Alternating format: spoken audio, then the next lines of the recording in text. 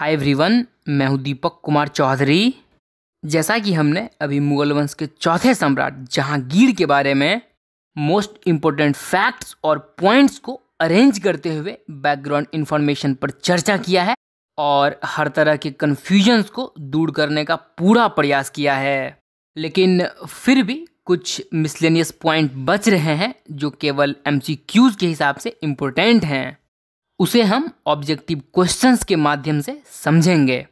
अगर आपने जहांगीर का माइंड मैप वाला वीडियो नहीं देखा है तो उसे इस ऑब्जेक्टिव सेशन से पहले जरूर देख लें, आपको निश्चित ही उससे काफ़ी मदद मिलेगी। जहांगीर के माइंड मैप वाले वीडियो का लिंक आपको आई बटन और डिस्क्रिप्शन में मिल जाएगा। तो चलिए शुरू करते हैं। सबसे पहले देखते हैं पिछले वीडियो का प्रश्न। जहांगीर ने अपनी आत्मकथा तुझु के जहांगीरी किस भाषा में लिखी है? तो इसका सही आंसर होगा ऑप्शन डी, फारसी। अब देखिए, अगर बात आत्मकथा की हो रही है तो थोड़ा सा पिछला भी रिवीजन कर लेते हैं। बाबर की आत्मकथा है बाबरनामा या तुजुक-ए बाबरी, जो शुद्ध चगताई तुर्की भाषा में लिखी गई है। और फिर हुमायूं की जीवनी है हुमायूंनामा, जो गुलबदन बेगम ने लिखी है साधारण फारसी भाषा में।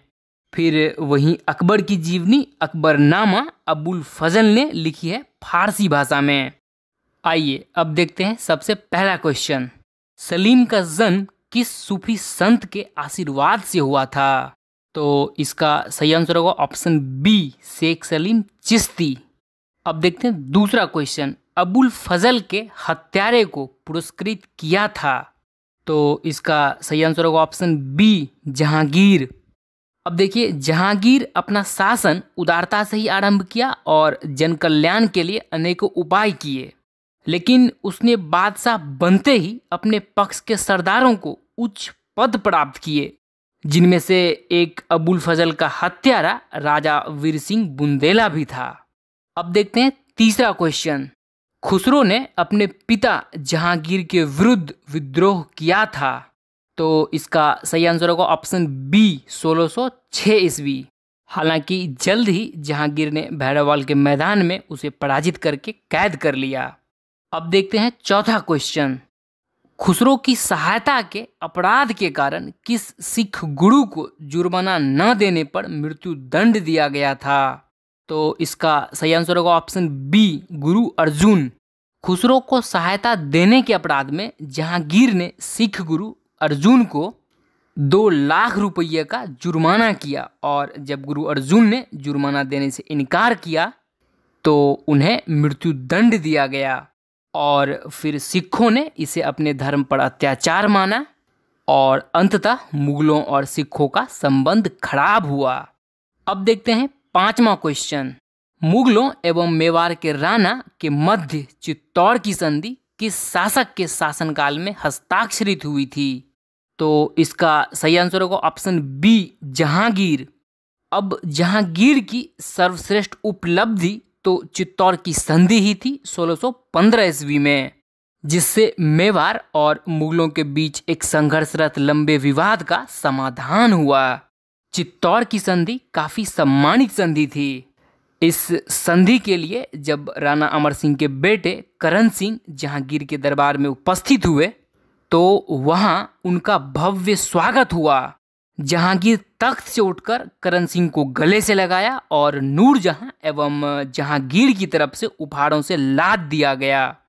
कहा जाता है कि ऐसा भव्य हार्दिक सम्मान मुगल बादशाह की ओर से किसी को नहीं दिया जाता था।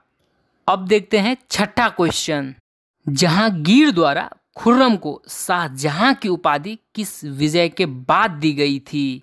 तो इसका सही आंसर होगा ऑप्शन बी, दक्षिण विजय के बाद। हालांकि देखा जाए तो वह विजय खोखली ही थी, क्योंकि थोड़े ही समय बाद मलिक अंबर ने इस संधि को तोड़ दिया था। अब देखते हैं सातवां क्वेश्चन। निम्नलिखित में से कौन जहांगीर के दरबार में ब्रिटिश शासक जेम्स प्रथम का राजदूत था? तो इसका सही आंसर होगा ऑप्शन सी, विलियम हॉकिंस। अब देखते हैं आठवां क्वेश्चन। मुगल सम्राट जहांगीर ने निम्न में से किसे इंग्लिश खां की उपाधि दी थी? तो इसका सही आंसर होगा ऑप्शन ए, हॉकिंस। अब देखिए, विलियम हॉकिंस 1608 से 1611 तक भारत में रहे और 1609 ईस्वी में जहांगीर के दरबार में पहुंचे, लेकिन सूरत में कारखाना खोलने की अनुमति पा नहीं सके। लेकिन इसके बावजूद भी जहांगीर ने इसे इंग्लिश खां की उपाधि दी और 400 का मनसब दिया। अब देखते हैं 9वां क्वेश्चन। ब्रिटिश राजदूत के रूप में सर थॉमस रो भारत आया था शासनकाल में, तो इसका सही आंसर होगा option C, Jahangir. Sir Thomas Roe 1615 से 1619 ईस्वी तक भारत में रहे। 1615 ईस्वी में जहांगीर के दरबार में पहुंचे और अंततः वहीं रुके रहे और सूरत में अंग्रेजी फैक्ट्री स्थापित करने की अनुमति पाने में सफल हुए। अब देखते हैं 10वां क्वेश्चन।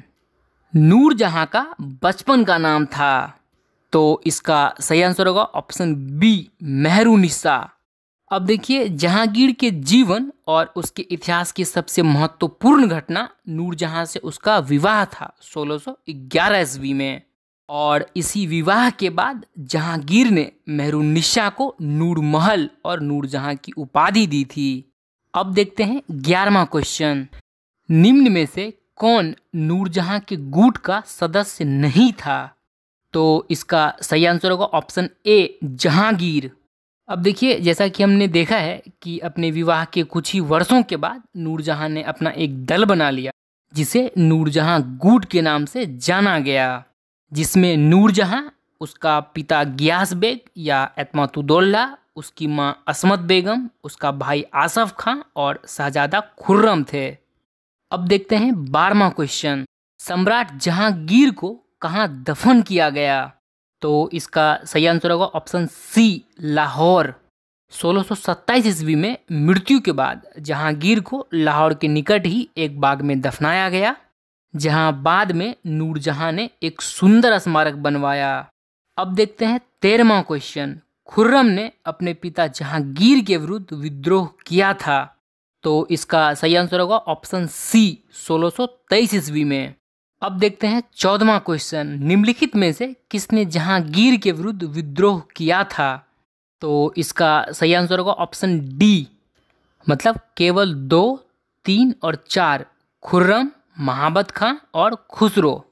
सबसे पहले हुआ खुसरो का विद्रोह 1606 ईस्वी, फिर खुर्रम का विद्रोह 1623 ईस्वी और अंततः महाबत खां का विद्रोह 1626 ईस्वी। अब देखते हैं 15वां क्वेश्चन। 2 अस्पा एवं सिंह अस्पा प्रथा किसने शुरू की थी, तो इसका सही आंसर होगा ऑप्शन बी, जहांगीर। जहांगीर अपने पिता अकबर द्वारा चलाए गए मनसबदारी व्यवस्था में थोड़े से परिवर्तन करके 2 अस्पा एवं सिंह अस्पा यानी 2 या 3 घोड़े वाले सवारों की व्यवस्था की प्रथा शुरू की। इस मनसब वाले मनसबदार को 2 गुना सवार रखने और 2 गुना वेतन प्राप्त करने की अनुमति थी। अब देखते हैं 16वां क्वेश्चन। मुगल मनसबदारी व्यवस्था के संदर्भ में निम्न कथनों पर विचार करें, तो कूट में से इसका सही आंसर होगा ऑप्शन सी, यानी 1 एवं 3।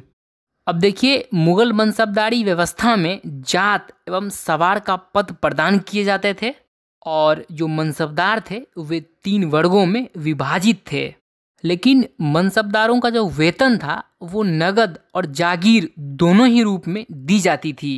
अब देखते हैं 17वां क्वेश्चन। जहांगीरकालीन निम्नलिखित में से किस एक चित्रकार को नादिर उल असर की उपाधि प्रदान की गई थी, तो इसका सही आंसर होगा ऑप्शन डी, मंसूर। इसका पूरा नाम उस्ताद मंसूर था, जो जहांगीर दरबार के सर्वोत्कृष्ट चित्रकारों में से एक था। यह पक्षी विशेषज्ञ चित्रकार था। अब देखते हैं 18वां क्वेश्चन।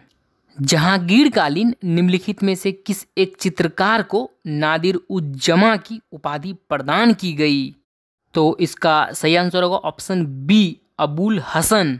और ये जहांगीर दरबार के व्यक्ति चित्र में विशेषज्ञ थे। अब देखते हैं 19वां क्वेश्चन। एतमातुद्दौला का मकबरा आगरा में किसने बनवाया था, तो इसका सही आंसर होगा ऑप्शन सी, नूरजहां। एतमातुद्दौला का मकबरा उसकी बेटी नूरजहां द्वारा आगरा में बनवाया गया है, जो अपनी पच्चीकारी और सफ़ेद संगमरमर के प्रयोग से अद्वितीय है। अब देखते हैं 20वां और आखिरी क्वेश्चन। सूरदास ने सूरसागर की रचना किसके शासनकाल में किया था?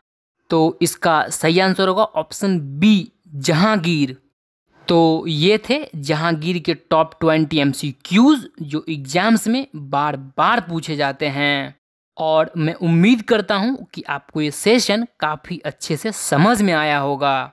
अब आप अपने स्कोर के साथ हमें कमेंट बॉक्स में ये भी बताएं कि आपको ये वीडियो कैसी लगी।